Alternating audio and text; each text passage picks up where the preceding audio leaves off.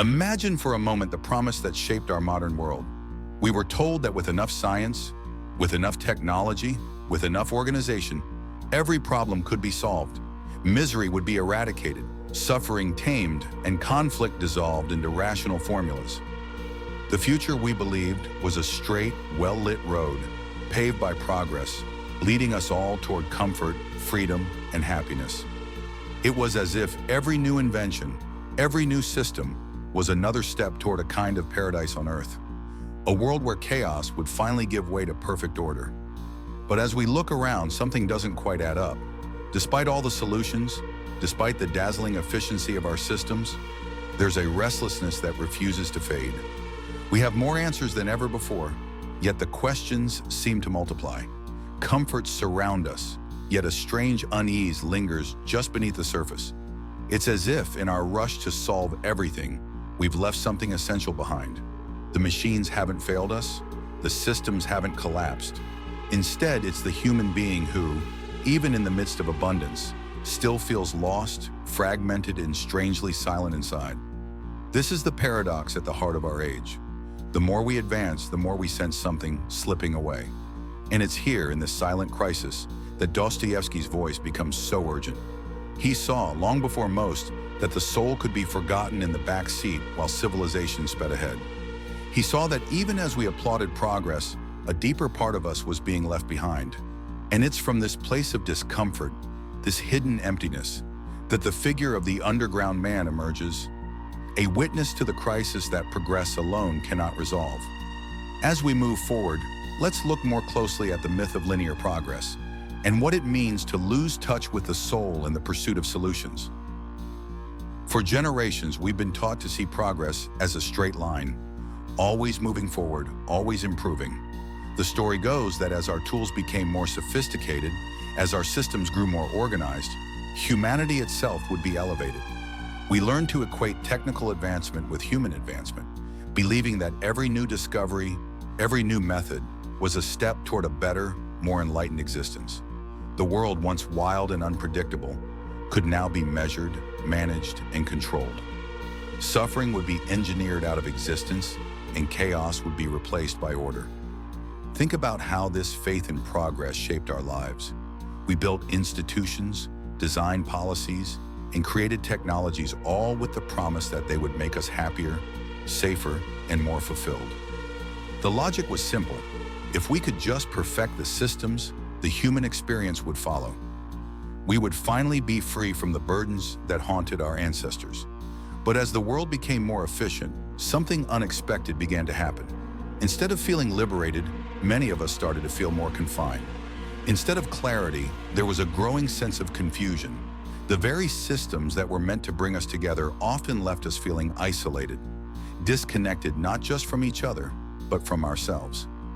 This is the strange irony of our age. The more we try to engineer happiness, the more elusive it becomes. The more we organize our lives, the more restless we feel. It's as if every solution brings with it a new kind of discomfort, a subtle but persistent sense that something essential is missing. We have endless ways to communicate, yet loneliness is everywhere. We have more choices than ever, yet decision fatigue and anxiety are constant companions. The promise of progress was that we would finally be at peace, but instead we find ourselves haunted by a quiet, unnameable longing. This contradiction, solutions multiplying alongside discomfort, raises a question that most of us are reluctant to face. What if the very pursuit of order and efficiency is what's making us feel so fragmented? What if, in our quest to perfect the world, we've forgotten the soul that gives it meaning? It's at this crossroads that Dostoevsky's critique begins to take shape, challenging us to look beyond the surface of progress and confront the deeper currents of human experience.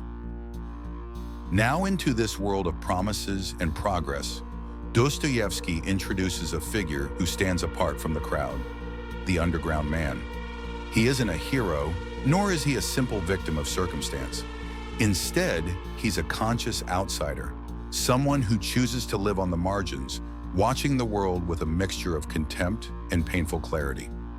The underground man is not fooled by the optimism that surrounds him. He sees through the moral formulas and the neat solutions that modernity offers, and he refuses to accept them as the final word on what it means to be human. For him, the comfort that everyone else seems to be chasing is not a blessing, but a kind of trap. He senses that beneath the surface of all this progress, there's a deep falsehood, a lie that tries to cover up the real tragedy of human existence with clean language and scientific certainty. Rather than surrender to this lie, the underground man makes a radical choice. He prefers discomfort to comfort, pain to pleasant illusions. He would rather suffer honestly than live in denial. His retreat into silence isn't an act of cowardice, but a deliberate, almost defiant act of despair. It's his way of resisting a world that demands conformity and punishes depth. In his isolation, the underground man becomes a living rejection of the idea that everything can be solved, explained, or improved by reason alone. He knows that there are parts of the human soul that refuse to be tamed, that resist being reduced to algorithms or moral checklists. He feels, perhaps more acutely than anyone else, that the soul's suffering cannot be eliminated by efficiency or organization. In fact, the more the world tries to fix everything, the more he feels the weight of what cannot be fixed. His rebellion is not just against society, but against the very logic that underpins it. He exposes the limits of reason, showing us that there are wounds and contradictions within us that no amount of progress can heal. The underground man's pain is a kind of protest, a refusal to let the soul be silenced or simplified.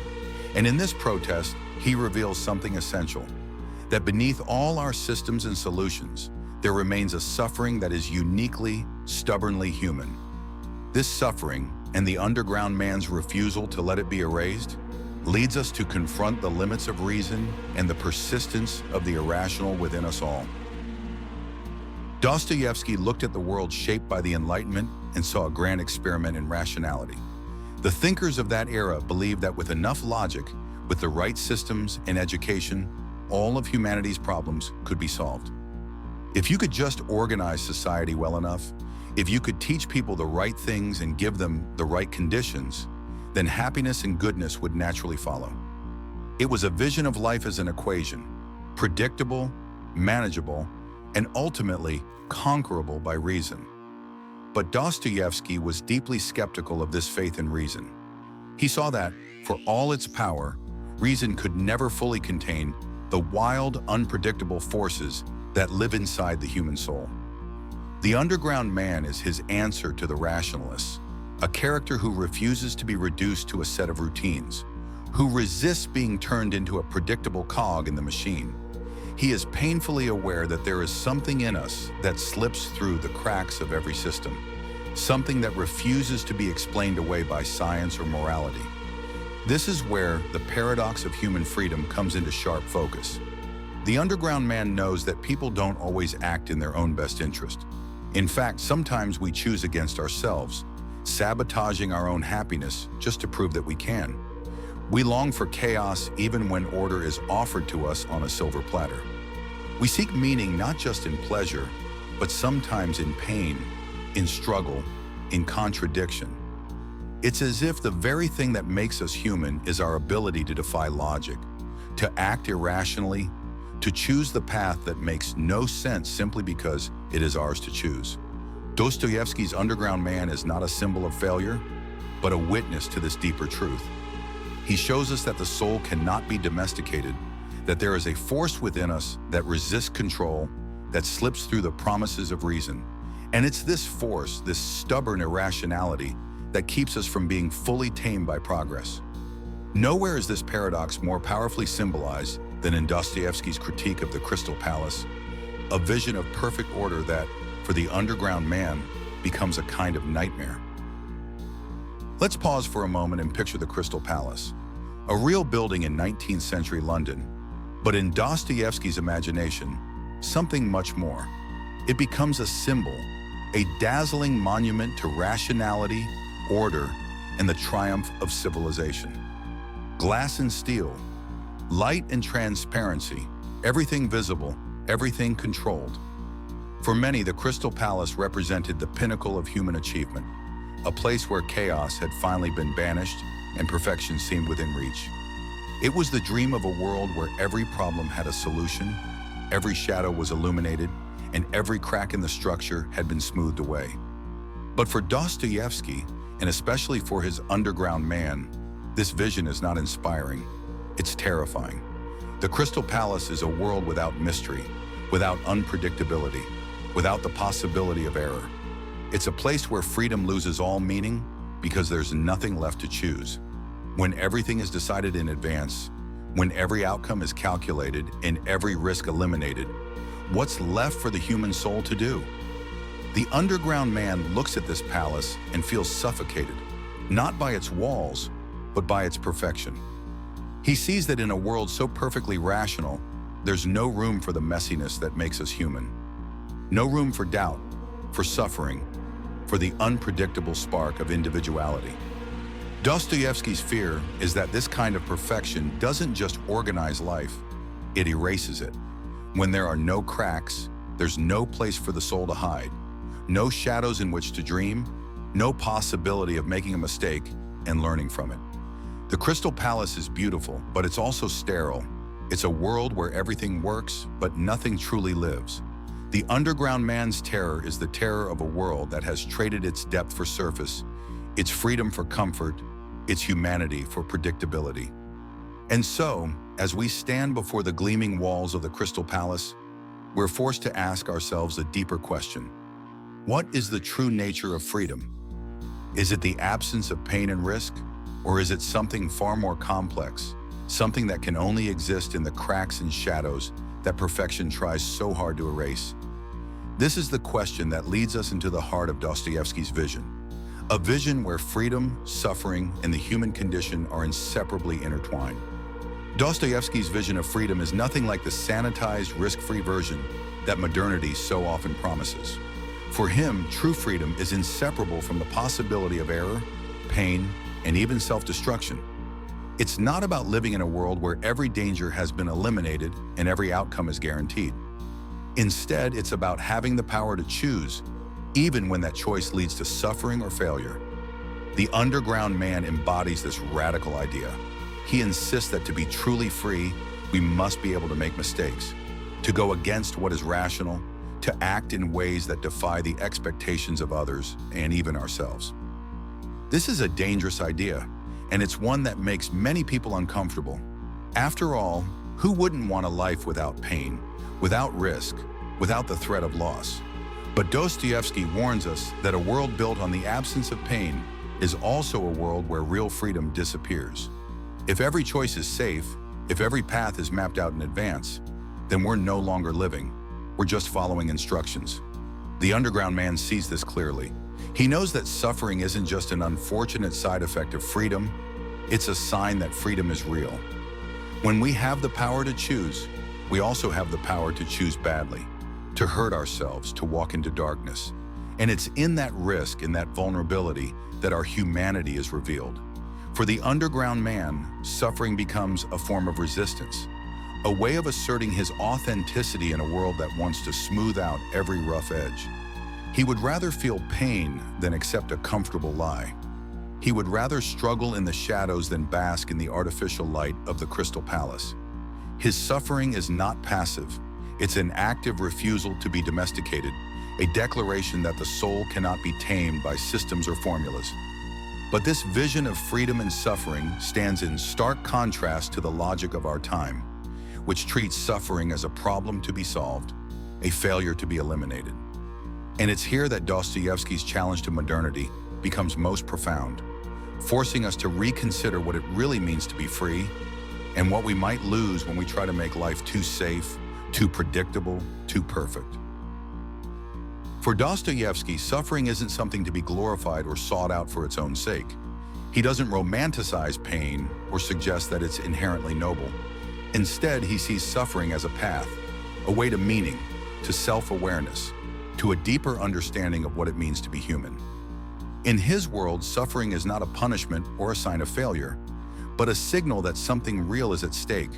It's a confrontation with the truth, a refusal to accept the easy answers and shallow comforts that society so often offers in place of genuine depth. Modern society, on the other hand, is obsessed with the idea of constant happiness and seamless adaptation. We're told that to be well-adjusted is to be successful, that to be happy is to be normal. Any sign of sadness, doubt, or discomfort is quickly labeled as a problem to be fixed, a flaw to be corrected.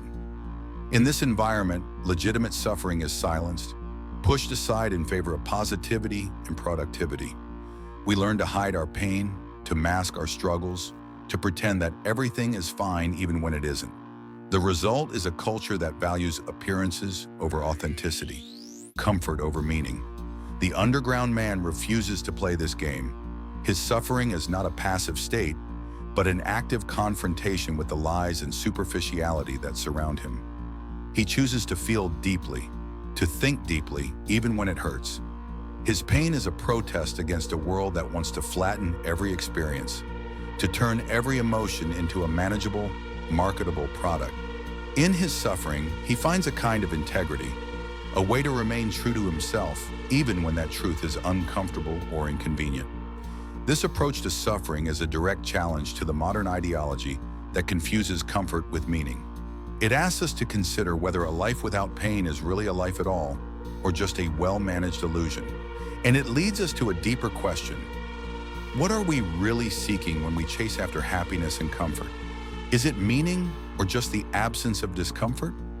This is the question that begins to unravel the promises of progress and forces us to look more closely at what it means to be truly alive.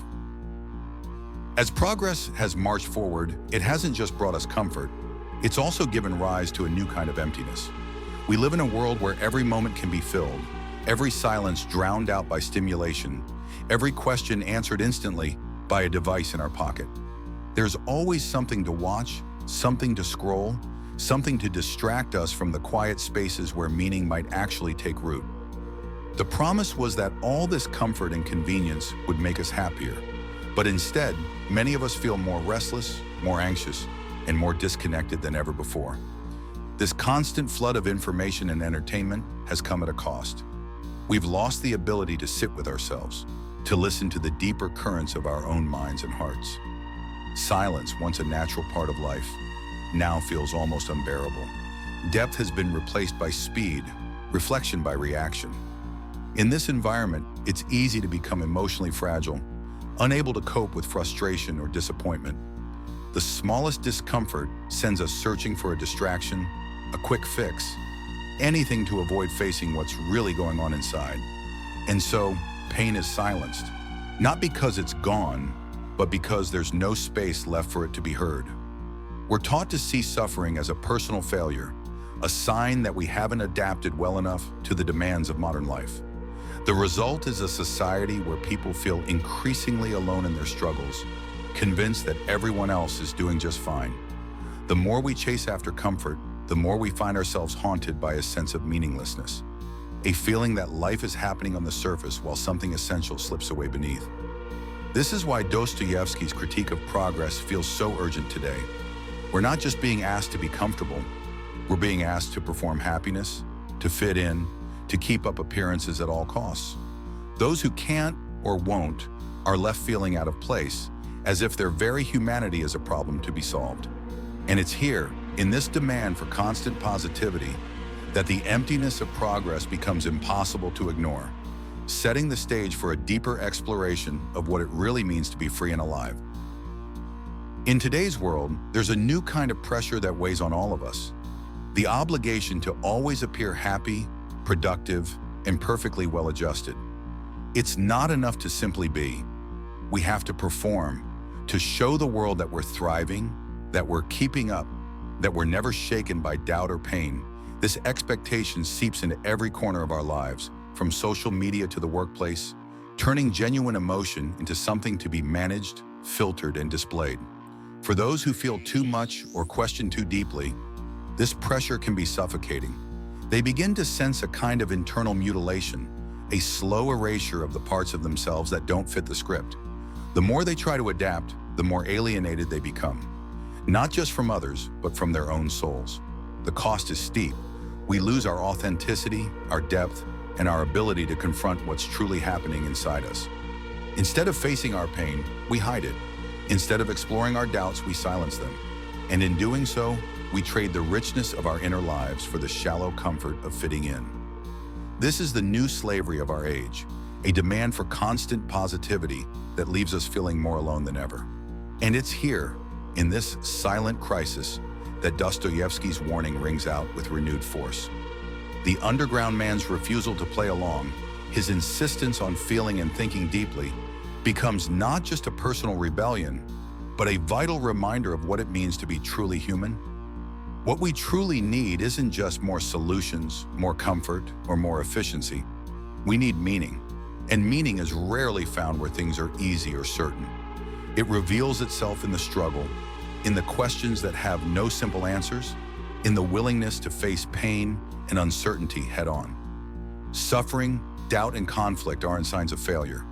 They're the raw materials of authenticity. They're what make us real, what keep us connected to the depths of our own humanity.